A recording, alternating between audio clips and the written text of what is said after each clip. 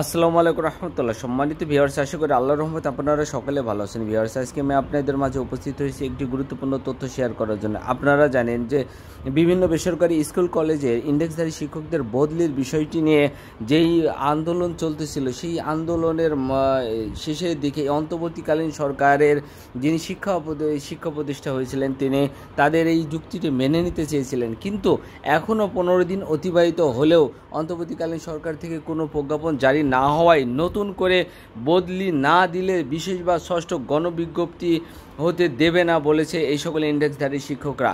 চলুন বিস্তারিত জেনে নেওয়া যাক। বিস্তারিত জানতে আমার চ্যানেলের সাথেই থাকুন। ইন্ডেক্সধারী শিক্ষকদের শূন্য পদের বিপরীতে বদলি চালু না হলে বিশেষ কিংবা ষষ্ঠ গণবিজ্ঞপ্তি হতে দেওয়া হবে না বলে জানিয়েছে ইন্ডেক্সধারী শিক্ষকদের বদলি গণবিজ্ঞপ্তি প্রত্যাশিত ঐক্য পরিষদের সভাপতি প্রভাষক মোহাম্মদ সরওয়ার। বৃহস্পতিবার 12 সেপ্টেম্বর বেলা 11টায় জাতীয় প্রেস ক্লাবে আয়োজিত এক সংবাদ সম্মেলনে লিখিত বক্তব্য ঘোষণা দেন তিনি। লিখিত বক্তব্যে প্রভাষক মোহাম্মদ সরওয়ার বলেন, 2016 সাল থেকে এনটিআরসি গণবিজ্ঞপ্তির মাধ্যমে বেসরকারি শিক্ষা প্রতিষ্ঠানে শিক্ষক সুপারিশ করে আসছে। প্রথম গণবিজ্ঞপ্তিতে উপজেলা ভিত্তিক শিক্ষক সুপারিশ করার ফলে নিজ উপজেলায় শূন্য পদ না থাকায় অনেক শিক্ষক বাধ্য হয়ে মাদ্রাসা এবং কারিগরি শিক্ষা প্রতিষ্ঠানে নিয়োগপ্রাপ্ত হয়েছেন। দ্বিতীয় তৃতীয় গণবিজ্ঞপ্তিতে মেরিট পজিশন অনুযায়ী জাতীয় পর্যায়ে শিক্ষক সুপারিশ করা হয়েছিল।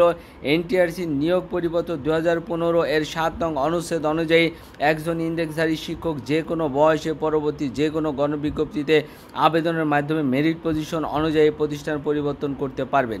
তাই দ্বিতীয় তৃতীয় গণবিজ্ঞপ্তিতে অনেক শিক্ষক নিজ এলাকায় পোস্ট না থাকায় বেকারত্বের অভিশাপ থেকে মুক্তি পাওয়ার জন্য দেশের এক প্রান্ত থেকে অন্য প্রান্তে আবেদন করে সুপারিশ পেয়েছেন।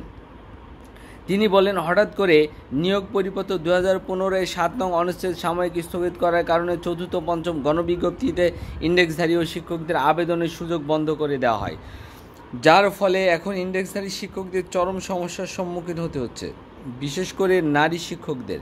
পাশাপাশি পুরুষ শিক্ষকরাও নিজ উপজেলায় থেকে 500-800 কিলোমিটার দূর দূরান্তে এনটিআরসির মাধ্যমে নিয়োগ পেয়ে চরম হতাশায় দিন যাপন করছে।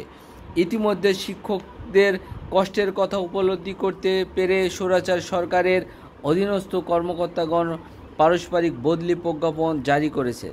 কিন্তু দুঃখের বিষয় হলেও সত্য যে এই প্রজ্ঞাপন দিয়ে 1% শিক্ষকও বদলি হতে পারবেন না। শিক্ষক বৈষম্য আরও প্রকট আকার ধারণ করবে। পাশাপাশি নিজ জেলায় সমপদ পাওয়া অত্যন্ত কষ্টকর হয়ে যাবে। ইন্ডেক্সধারী শিক্ষকদের বদলি প্রত্যাশী গণবিজ্ঞপ্তি প্রত্যাশী ঐক্য পরিষদের সভাপতি বলেন, 2023 সাল থেকে শিক্ষকদের বদলি গণবিজ্ঞপ্তি নিয়ে বিভিন্ন কার্যক্রম পরিচালনা করে আসছি। তারা ধারাবাহিকতায় ইন্ডেক্সধারী শিক্ষকদের শূন্য পদে বদলির দাবিতে গত 25-26 আগস্ট শিক্ষা মন্ত্রণালয়ের সামনে শান্তিপূর্ণ পালনের মানববন্ধন পালনের পরিপ্রেক্ষিতে গত 27 আগস্ট শিক্ষা উপদেষ্টা মহোদয়ের নিকট স্মারকলিপি প্রদান করলে শিক্ষকদের যৌক্তিক দাবি হিসেবে তিনি তা মেনে নেন এবং শূন্য পদের বিপরীতে বদলু চালুর জন্য প্রয়োজনীয় ব্যবস্থা গ্রহণের নির্দেশ দেন। এখনও পর্যন্ত শূন্য পদের বিপরীতে বদলির প্রজ্ঞাপন জারি হয় নাই, যার পরিপ্রেক্ষিতে এই সকল শিক্ষকরা তারা বলতেছেন যে সকল শূন্যপদ রয়েছে এই সকল শূন্যপদের বিপরীতে তাদেরকে বদলি দিয়েই বিশেষ গণবিজ্ঞপ্তি বা ষষ্ঠ গণবিজ্ঞপ্তি দেওয়ার আহ্বান করেছেন। যদি তারা এই গণবিজ্ঞপ্তি না দেওয়া হয় তাহলে তারা কঠোর আন্দোলন গড়ে তুলবেন বলেও ব্যক্ত করেছেন। তবে ভিউয়ার্স, যারা সাথে ছিলেন তাদের সাথে থাকার জন্য অসংখ্য ধন্যবাদ। যারা এখনও আমার চ্যানেলটি সাবস্ক্রাইব করেননি অতি দ্রুত চ্যানেলটি সাবস্ক্রাইব করুন এবং পাশে থাকা বেল আইকনটি বাজিয়ে দিন। আসসালামু আলাইকুম রহমতুল্লাহি ওয়া বারাকাতুহু।